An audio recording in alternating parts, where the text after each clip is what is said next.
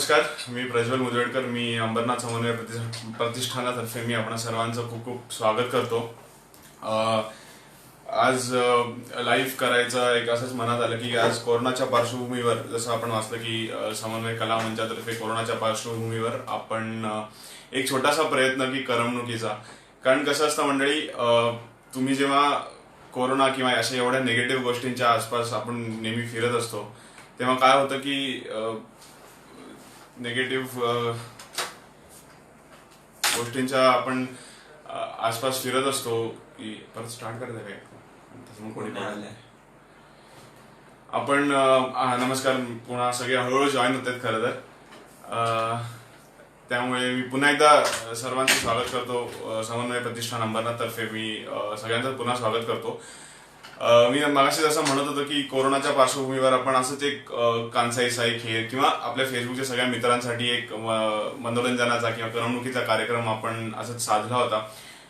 तर मी म्हणत होतो मागाशी की कोरोना म्हणजे खूप एक निगेटिव्ह वातावरण आसपास झालंय. आपल्या सगळ्यांच्याच आसपास खूप खूप निगेटिव्हिटी आहे आणि त्यात खूप कमी गोष्टी आहेत की ज्या प्युअर आहेत, ज्या शुद्ध आहेत. आणि त्यातलं एक संगीत आहे आणि संगीताचं जे ट्रीटमेंट आहे किंवा जे आपण म्हणू की संगीत ऐकलं तरी एवढं पॉझिटिव्ह वाटतं. मग ते त्यातलं शब्द असू देत, चाल असू देत, त्यातली ट्यून असू देत, गाणं ऐकू दे गायकाचं आणि आपले कुठले फेवरेट आर्टिस्ट असतील तर त्यांचेही. तर समन्वय कला मंचातर्फे मग आम्ही एक असंच सादर केलं की चला आपण एक काहीतरी लोकांना करमणूक म्हणून सुरू करूया. आणि ते आज त्याचा पहिला संवादिनी संवाद नावाचा कार्यक्रम मी आज आपणासमोर घेऊन आलेलो आहे. आणि पुन्हा कांसाई साई आणि खेळ या सगळ्या विभागातल्या लोकांना आव्हान करतो की तुमच्यात जे काही टॅलेंट असेल, मग ते वादन असेल, गायन असेल, काही ऍक्टिंग असतील, अशा बऱ्याच गोष्टी असतील त्या तुम्ही या मंचावर घेऊन या. आपण सगळ्यांना तुमची कला पेश करण्याची तुम्हाला संधी देऊया. आणि या लॉकडाऊनला आपण एकत्र मिळून हरवायचं आहे, कोरोनाला एकत्र मिळून हरवायचं आहे. लॉकडाऊनचा कंटाळा सगळ्यांनाच आलाय, पण ऑप्शन नाही, आपल्याला एन्जॉय करायचंय. कसं का लाईफ येऊ देत, आपल्याला एन्जॉय करायचंय. तर आजचा कार्यक्रम आहे संवादिनी संवाद. आणि संवादिनी संवाद असं करताना आठवलं की खरं तर मी पेटी खूप लहानपणापासून वाजवतोय आणि या पेटीचं दुसरं नाव आहे संवादिनी. आणि या संवादिनीने आज मी आपल्याशी संवाद साधणार आहे. तर आजची थीम आहे की आपण मराठी भावगीतं पासनं आज या कार्यक्रमाला संवादिनी संवाद या कार्यक्रमाला सुरुवात करतोय. खरं तर मराठी भावगीतं म्हणलं की आठवतात सुरेश, अनेक लोक आठवतात आपल्याला की मंगेश पाडगावकर सारखे कवी असतील, मंगेश पाडगावकर सारखे कवी असतील आणि असे अनेक कवी, अनेक संगीतकार आपल्याला आठवतात. सुधीर फडकेंसारखे संगीतकार असतील, गायक असतील. खरं तर खूप मोठी दिग्गज नाव आहेत. तर आपण कार्यक्रमाची सुरुवात एक अशाच माझ्या खूप आवडत्या अशा एका भावगीतेने करूया. हे गाणं खरं तर लिहिलंय मंगेश पाडगावकरांनी. मंगेश पाडगावकर म्हणजे माझ्यासाठी तर म्हणजे कवी विश्वात असं आहे की लहानपणापासून ते मोठे होईपर्यंत तुम्हाला मंगेश पाडगावकर कुठेही भेटले तरी तुम्हाला असं असतं की मंगेश पाडगावकर आपले लहानपणापासून. अगदी म्हणजे निजा माझ्या नंदलाला रे अंगाई गीत असेल किंवा त्यांचं सांग सांग भोलानाथ असेल, नंतर मग शब्दा वाचून कळले सारे शब्दांच्या पलीकडले असेल. आणि हे जे मी पुढचं भावगीत घेतोय, संगीत श्रीनिवास खळ्यांचं आणि गायले हृदयनाथ मंगेशकरांनी. लाजून हसणे आणि हसून ते पाहणे, मी ओळखून आहे सारे तुझे बहाणे. प्रयत्न करतोय खरं तर. आणि पेटी पण थोडीशी चढी झाली आहे पेटी, पण मला आय होप की तुम्ही सगळे सहन करून घ्या.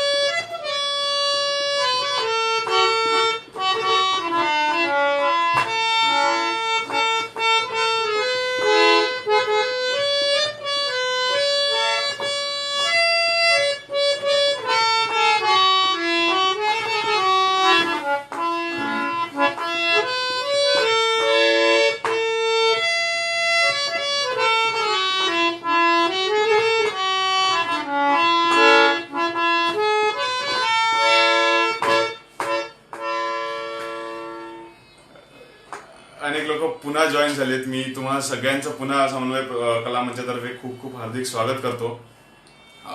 खरं तर मला सुद्धा सवय नाहीये, कारण लाईव्ह ऑडियन्स समोर आपण भरपूरदा परफॉर्म करतो, पण कॅमेरा समोर अनेक लोक बघतायत खरं तर, पण कॅमेरा समोर आणि एवढं सगळं जॉईन होत असताना सगळे काय काय काय कमेंट्स करतायत. Vinayak Talavkar, very good, thank you so much.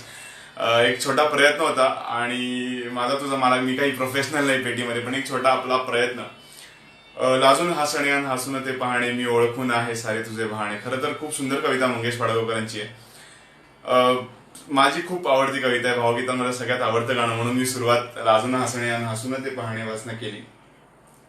दुसरं जे एक आपलं गाणं आहे, दुसरं गाणं जेव्हा घेतोय मी, पण त्याआधी एक नवीन इन्स्ट्रुमेंट तुम्ही काही दिवस फेसबुकचे व्हिडिओ बघितले असेल तर मेलॉडिका नावाचं एक इन्स्ट्रुमेंट आहे, जे हे इन्स्ट्रुमेंट आहे. ते इन्स्ट्रुमेंट ऍक्च्युली कसं आहे की ते हार्मोनियम सारखंच आहे, सेम हार्मोनियमचं कॉन्सेप्ट आहे.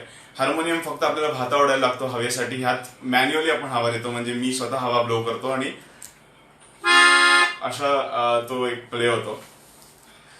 दुसरं जे भावगीत मी घेणार आहे ते असं आहे की ते पुन्हा ते जे भावगीत आहे ते खरं इतकं सुंदर आहे की मी जेव्हा ते पहिल्यांदा ऐकलं होतं, लहानपणी खूप ऐकलं होतं ते भावगीत, तेव्हा ते मला थोडंसं कन्फ्युजिंग वाटत होतं की काय काय कुठलं गाणं आहे नक्की. पण जेव्हा पुढे गेलं त्याचा अर्थ कळत गेला तेव्हा इतकं सुंदर भावगीत आहे. आणि कसं असतं मंडळी, आपण काही झालं तरी या जगात प्रेम म्हटलं की चंद्र आपोआप येतो. मग तो गुलजार असेल, गालिब असेल किंवा अगदी कोणी असेल, तर प्रेम म्हटलं की चंद्र आपोआप येतो. आणि मराठीत चंद्रापासून भावगीत म्हटलं की मग लगेच आपल्याला पटकन होते, तोच चंद्र माझा भात तिचं चैत्र यामिनी. तर तो मी वाजवण्याचा प्रयत्न करतोय आपल्यासमोर, ह्या मेलॉडिकावर प्रयत्न करतोय. नवीन इन्स्ट्रुमेंट आहे यात, मी जसं मागाशी म्हटलं आपल्या परत नवीन व्ह्युअर्ससाठी की एक नवीन इन्स्ट्रुमेंट आहे, आपल्याला मॅन्युअली यात एअर हवा ब्लो करायला लागते आणि मग तेव्हाच ते प्ले होतं. एक छोटा प्रयत्न, तोच चंद्र माझा भात तिचं चैत्र यामिनी.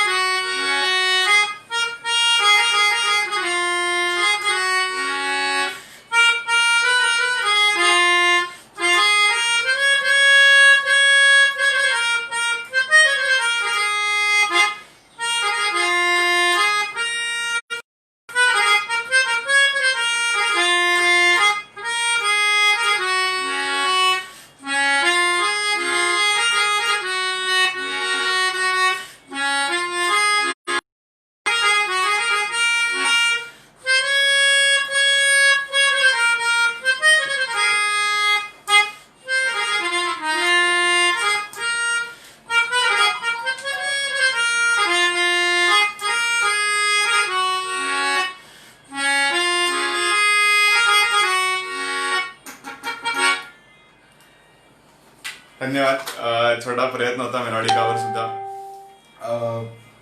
तो जो चंद्रमा नभातो तिचं चैत्र यामिनी. आणि आता आपण एक असं अल्टरनेट करणार आहोत, काही हार्मोनियमवर गाणी, काही मेलोडिकावर गाणी, कारण त्याला पण खूप ताकद लागते खरं तर, हवा वगैरे ब्लो करून. आणि आता पुढचं परत हार्मोनियमवर घेतोय. पुढचं जे आहे भावगीत ते पुन्हा सुधीर फडक्यांनी संगीतबद्ध केलेलं आहे.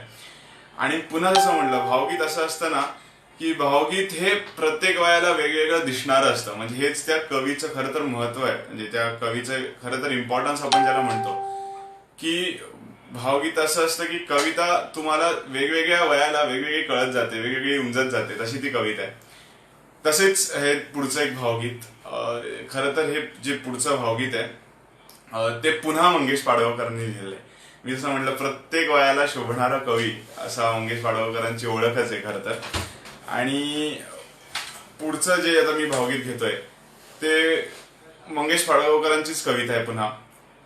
आणि हे मी खरं तर खूप रिसेंटली बसवलंय. खूप कोरी म्हणजे कोरी चालणं म्हणतो ना, कोऱ्या माझं बसवणं आहे त्याच्यावर, खूप बिलकुल तयारी नाही झाली, पण तरी एक छोटा प्रयत्न करतो. आणि ती भावगीत हे वाजवणं खूप अवघड आहे. म्हणजे ते एस्पेशली ते मला भावगीत जे मी आता वाजवणार आहे, तर काही चुकलं तर माफी असू देत. पुढचं जे भावगीत घेतोय मी ते जेव्हा तुझ्या बटांना उधळी मुजोर वारा. प्रयत्न करतो आपल्यासमोर. जेव्हा तुझ्या बटांना उधळी मुजोर वारा.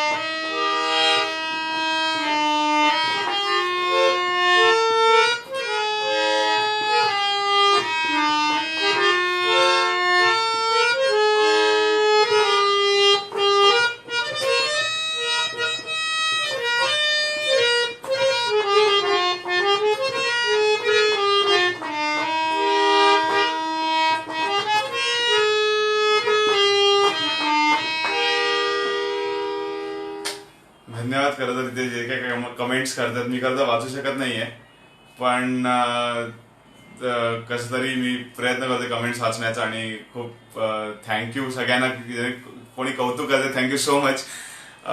थोड्या वाजवण्याच्या गडबडीत मला कमेंट्स वाचायला वेळ नाही खरं तर.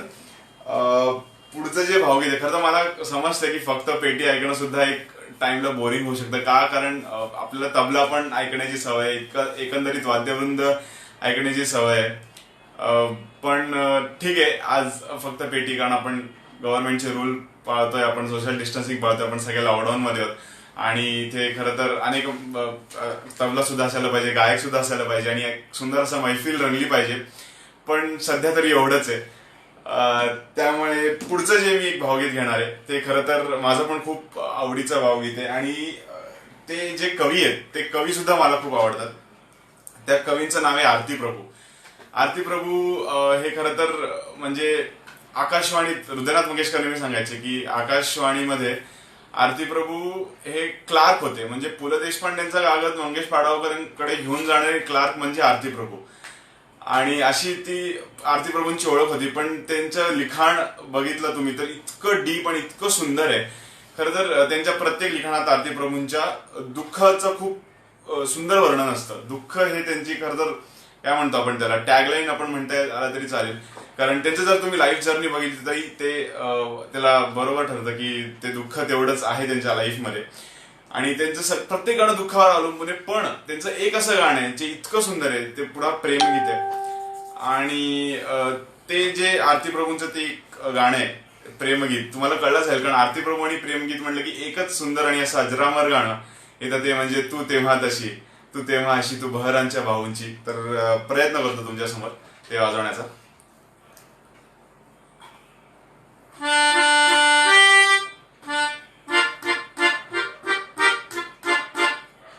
माफ करा.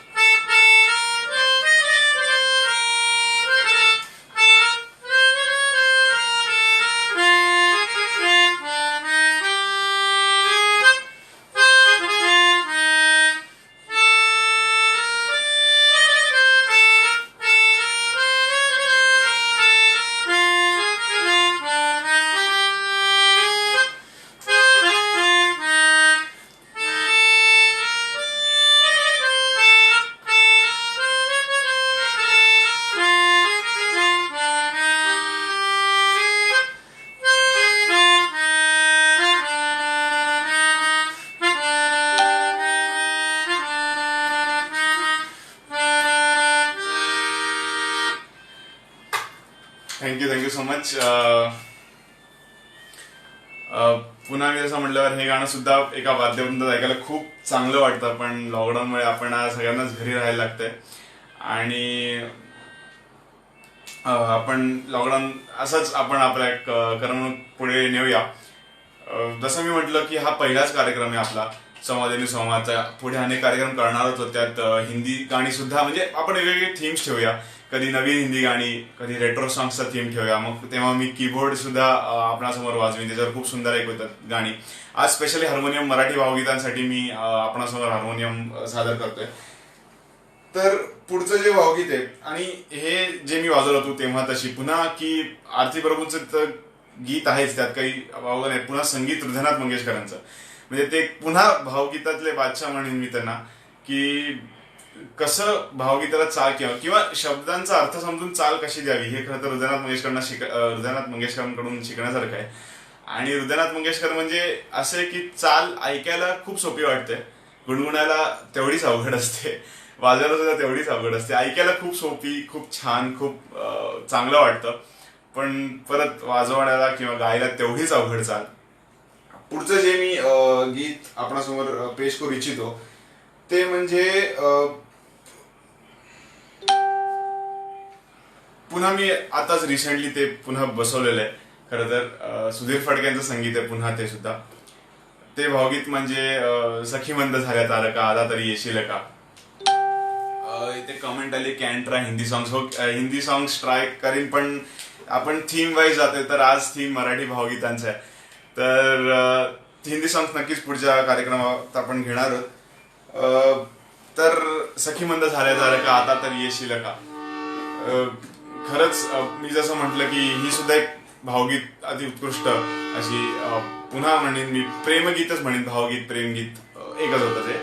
सखी मंद झाल्या तारका आता तरी येशील का.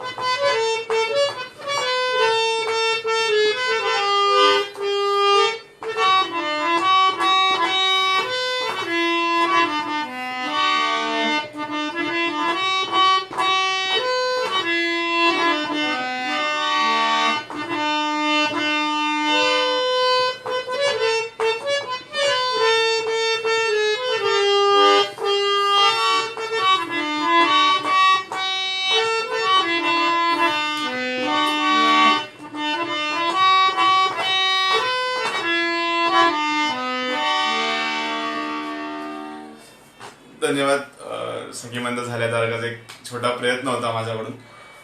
बस ना 5 मिनिटं. ठीक आहे, चालेल. आणि आता आपण खरं तर कार्यक्रमाच्या म्हणजे कार्यक्रम नाही म्हणता येणार, एक लाईव्ह सेशनचा आपण एंड ला चाललेलो आहोत. एंड म्हणजे एक शेवटची 1-2 गाणी घ्यायचा एक प्रयत्न आहे आणि त्यानंतर आपण पुन्हा नंतर कुठेतरी एका सेशनला भेटणार आहोत. पुढचं जे गाणं आहे ते खरं तर एक गझल आहे. आणि गझल म्हटल्यावर मराठी गझल म्हणजे भावगीतं मी जेव्हा घ्यायची ठरवली काय काय ती मराठी गझल. खरं तर हा एक उर्दू काय म्हणतात उर्दू प्रकार आहे गझल म्हणजे. 2 ओळींचा एक शेर असतो आणि आणि आणि अनेक ज्या ओळी आणि अनेक शेर मिळून एक गझल अशी बनते. तर ती गझल लिहिणं काही प्रत्येकाचं काम नसतं. म्हणजे गझलची एक मात्रा असते, गझलचं एक लय असते, त्याचं एक फॉर्मॅट असतं, त्या फॉर्मॅटमध्येच लिहायला लागतं. आणि मराठीत गझल म्हटलं की सुरेश भट हे आपसुक आपल्यासमोर नाव येतं. आणि आजच्या काळातही सुंदर गझल लेखक आहेत. संदीप खरे सुद्धा सुंदर गझल लिहितात. वैभव जोशी खूप सुंदर गझल लिहितात मराठीत. तर पुन्हा मेलॉडिकाकडे वळतो, मेलॉडिकावर गाणं गझल घेतो आणि सुरेश भटांची खूप सुंदर गझल खरं तर केव्हा तरी पहाटे उलटून रात्र गेली मिटले चुकून डोळे. गझल म्हणजे काय असतं नाही का, पहिली ओळ असते ना ती असं एक इंट्रोडक्शन असते आणि दुसरी ओळ त्याचा खरंच अर्थ सांगून जाते, तशी ही गझल आहे. आणि आयुष्यात माणसाच्या आयुष्याचा शेवट दाखवला याच्यात खरं तर. पण तो शेवट सुद्धा इतक्या गोड पद्धतीने दाखवलाय सुरेश भटांनी की स्मरल्या मला तेव्हा माझ्याच गीत पंक्ती आणि मग मग ओळ शेवटाची सुचवून रात गेली. की इतकं सुंदर गझल त्यांनी लिहिली आहे की मला माझ्या त्याची जी शेवटची रात होती, जी शेवटची वेळ होती, मला माझ्याच गीतपंक्ती आठवल्या नाहीत, मी एवढ्या लिहिल्यात. आणि मग ती रात्र काय करते तर ओळ शेवटाची सुचवून रात गेली. काही दिवसांपूर्वीच अनेक म्हणजे 2 बॉलिवूडच्या खरं मोठ्या कलाकारांचं निधन झालं. आपण सर्वांनाच खूप दुःख झालं त्यांच्यावर. इरफान खान असतील, ऋषी कपूर असतील, खूप मोठे कलाकार होते. कलाकार म्हणून मोठे होतेच, माणूस पण तेवढेच मोठे होते. आणि त्यांना कसं वाटलं असेल त्यांच्या शेवटी सुद्धा, शेवटच्या रात्री आपण सांगू शकत नाही. पण ते जे वर्णन भटांनी करून ठेवलंय ते खरं तर इतकं सुंदर आहे आणि ते मी आपण समोर सादर करायचा प्रयत्न करतोय फक्त.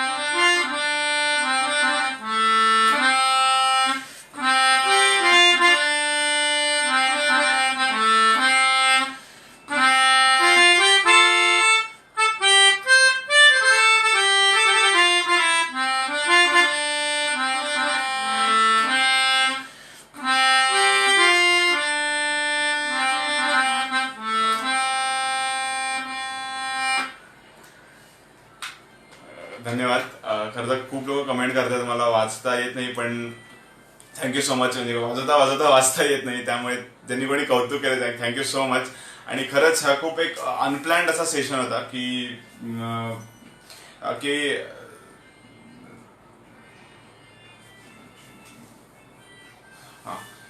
खरं तर खूप असा अनप्लॅन्ड शेवट, अनप्लॅन्ड आपला हे होता की सेशन होता की काय, मला काहीच कल्पना नव्हती. असंच म्हटले आपण जे समन्वय प्रतिष्ठानातर्फे हा कार्यक्रम घेतला, खूप अनप्लॅन्ड असं होतं. आता आपण शेवटाकडे वळलेलो, कारण जसं आपण म्युझिकमध्ये म्हणतो एक जॅमिंग सेशन, ते माझ्यासाठी सुद्धा एक जॅमिंग सेशन होतं. हे खरं तर अनेक चुका झाल्याही असतील खरं तर वाजवताना, कारण काही तयारी जास्ती नव्हती. कार्यक्रमात कसं असतं तयारी करून आपण जात असतो, पण खरं तर खूप एक जॅमिंग सेशन टाईप्स होतं, त्यामुळे काही चुकलं असेल वगैरे तर माफ करा. आपण मी जसं म्हटलं की आज थीम होती की मराठी भावगीतांची. तुम्ही कमेंट करून पण सांगू शकता की तुम्हाला आपण दर रविवारी भेटू किंवा कसं ते आपण ठरवूया की कसं काय काय थीमनी किंवा किती वेळांनी आपण भेटायचंय. तर तुम्हाला जर पुढचं काही हे असतील तर मी एक शेवटचं गाणं घेतोय आजचं. आणि शेवटच्या गाण्यात तुम्हाला जर काही नेक्स्ट रविवारी किंवा कुठल्याही आपण जेव्हा नंतर भेटू तेव्हा कुठली थीम हवी असेल तर तुम्ही ते सजेस्ट करू शकता. नाहीतर मग मी सांगूच शकतो, म्हणजे तसं काही नाही. पण तुम्ही सजेस्ट केलं तर मलाही आवडेल की आणि मलाही नवीन गाणी बसवण्याची संधी मिळेल. शेवटचं गाणं जे मी घेतोय खरं तर ते ना भावगीतात मध्ये येतं का नाही मला माहित नाही. ते भावगीत पण आहे, ते पॅट्रिओटिक सॉन्ग पण आहे, ते सगळंच आहे. कारण ते जे गाणं आहे ते लिहिले महाकवी स्वातंत्र्यवीर सावरकर यांनी. ते गाणं खरं तर भावगीत त्याला म्हणावं का नाही, खरं तर म्हणू शकतो. कारण ते जे गाणं आहे, आपण सर्वांना ती गोष्ट माहितीये की ब्रिटनच्या समुद्रकिनारी त्यांनी बसून ती कविता पुटपुटली होती आणि त्यांना भारतात यायचं होतं, ते काही केलं होत नव्हतं. आणि मानवी स्वभाव असतो की जे कोणी समोर असेल आपण सांगतो अरे तुझ्यामुळे झालं हे, आणि समोर फक्त समुद्र होता आणि त्यांनी सांगितलं की समुद्र तुझ्यामुळे मी माझ्या भारतात परत जाऊ शकत नाही. खरं तर ह्या त्यातल्या मनातल्या भावना होत्या त्यांच्या, ह्या भावगीत सुद्धा म्हणूच शकतो. आणि देशप्रेमासाठी लिहिलं होतं खरं तर. आणि ती जी कविता लहानपणीपासून हे गाणं ऐकतोय खरं तर. मी मागाशी पण म्हटलं की मंगेशकर घराण्याचं उपकार आहेत आपल्यावर खूप, की स्पेशली हृदयनाथ मंगेशकरांचा, की असे कवी, मग ते आरतीप्रभू असतील, स्वातंत्र्यवीर सावरकर असतील, ज्ञानेश्वरांच्या रचना असतील, त्यांनी आपल्यासमोर इतक्या सुंदर पद्धतीने मांडल्या, सुंदर संगीतात व्यक्त झाले. ते एवढ्या सुंदर कविता आपल्यापर्यंत पोहोचल्याच नसत्या नाहीतर. तसंच स्वातंत्र्यवीर सावरकरांची शेवटचं जे गाणं घेतोय कविता, नेमजसीने परत मातृभूमीला सागरा प्राण तळमळला. खरं तर हे गाणं वाचून म्हणजे हे की देशाबद्दल माणसाला किती प्रेम असावं. त्यात खरंच त्यात एक ओळ आहे की गुणसुमने मी वेचिले या भावे की तिने सुगंधा घ्यावे. की मी का एवढा मोठा बॅरिस्टर झालो, मी का एवढा मोठा माणूस झालो, एवढं शिकलो, मी ब्रिटनला गेलो का, तर तिने सुगंधा घ्यावे. मी ही फुलं का वेचली की माझ्या आईने, आई म्हणजे कोणतं, भारत मातेने त्या भारत मातेला त्याचा उपयोग व्हावा, ही खरं तर सावरकरांची भावना होती. आणि या सुट्टीत अनेक सावरकरांबद्दल वाचण्याचा सुद्धा खूप योग आला. आणि खरंच सावरकरांचा जर का देशभक्त होणे नाही, आधी नव्हता आताही होणे नाही, त्यांच्या इतका महान कवी होणे नाही, त्यांच्या इतका महान थिंकर आपण ज्याला म्हणतो इंग्लिशमध्ये तोही होणे नाही. त्यांचं शेवटचं गाणं नेमजसीने परत मातृभूमीला सागरा प्राण तळमळला, मेलोडी कवर मी प्रयत्न करतो.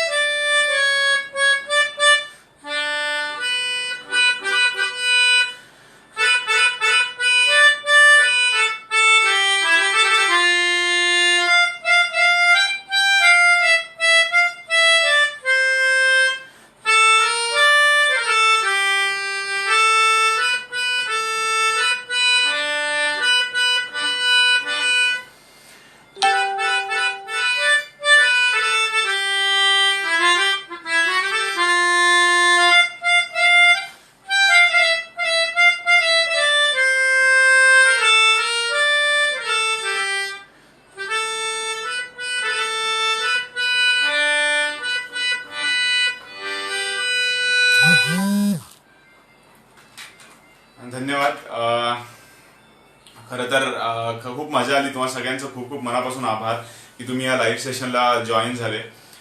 जे आता रिसेंटली जॉईन झालेत त्यांना मी पुन्हा त्यांचं पण स्वागत करतो समन्वय प्रतिष्ठानातर्फे.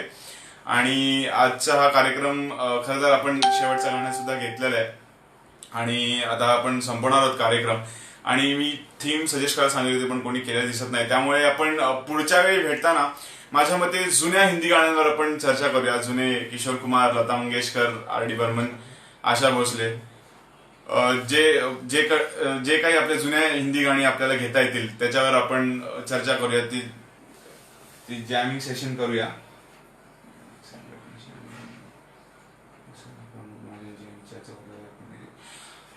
बरं, आज आपण जे घेतोय आजचा समन्वय प्रतिष्ठानाचा कार्यक्रम, हे खरं तर भारतीय जनता पक्षाच्या आपल्या नगरसेविका सुवानिता अदक यांच्या माध्यमातून आपण हा कार्यक्रम घेतोय.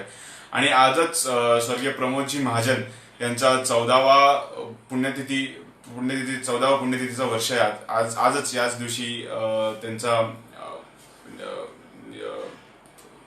ते आनंदात विलीन झाले होते याच दिवशी, खरं तर 14 वर्षांपूर्वी.